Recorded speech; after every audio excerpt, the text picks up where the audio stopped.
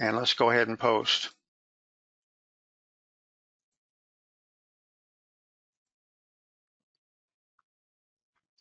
Okay.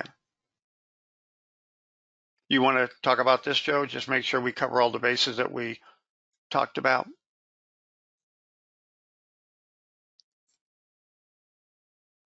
Looks like we lost Joe. Okay. Sorry, I was muted. Okay. So if you look for that line where it says A0, Okay. just look for A. Okay. Yeah, look for A. Keep going. Yeah, see the A0. The first one is basically a rotation. The primary axis is rotated to 0. And look for the second setup. Okay, keep going. Keep going. I think you had a lot of toolpaths, so keep going. There we go. Yeah, there's an A minus 180. That would be your second setup, which is setup 2. Mm-hmm. That's the code that gets output. And then keep going for the next one. That should go back to 0, I think. I don't know how you set it up, so keep going. Yeah, back to 0. Okay. Yeah, goes back to the top. Okay. Okay, so basically then, as long as you have your right, obviously you got to have the right configuration. You have multiple setups that you define. You need to make sure your machine is defined correctly. And then, Joe, do you need to post out at least the setup in order to get those setup? Rotation. Yeah. Yes. So Yeah. you can't just go down here and post one of these, and you won't get the setup orientation, will you? If you just post in one operation itself. Yeah, if you just post an operation, the setup code in the post processor that Don was showing you will not be invoked. So Okay. only when the setup is selected and posted, it'll be invoked. Okay, so basically, if you select one operation and the setup, then it will be That will be posted? okay. Yeah. Right. Okay. So in order to do that, if y'all are understanding, I had the control key selected. So I selected one operation and I pressed the control key and selected another operation. Okay. Typically, if you just select operations, it only selects one at a time. Okay. So you can use that control key to post multiple operations. Okay. So just to reiterate, if you want to post out your A-axis rotations, you need to have at least one setup selected when you post it. Or up here, it'll post all if you're doing the entire machining job. Or you can actually, do multiple setups if you want to do both of these setups.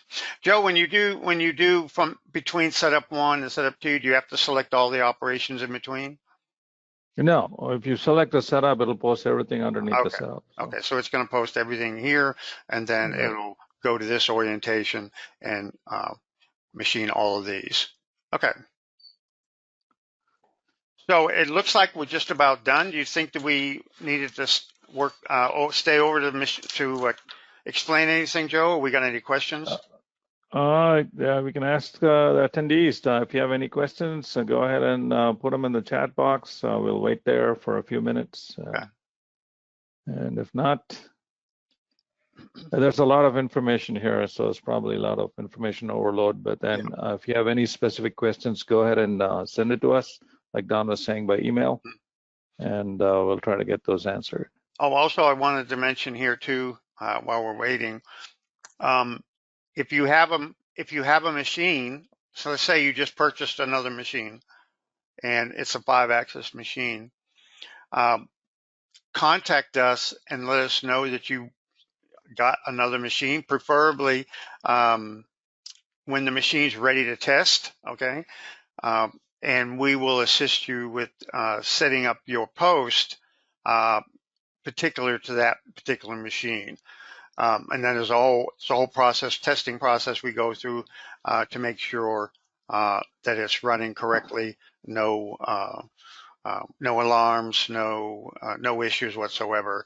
and we get all of those worked out together. That's a give and take that we work with you on.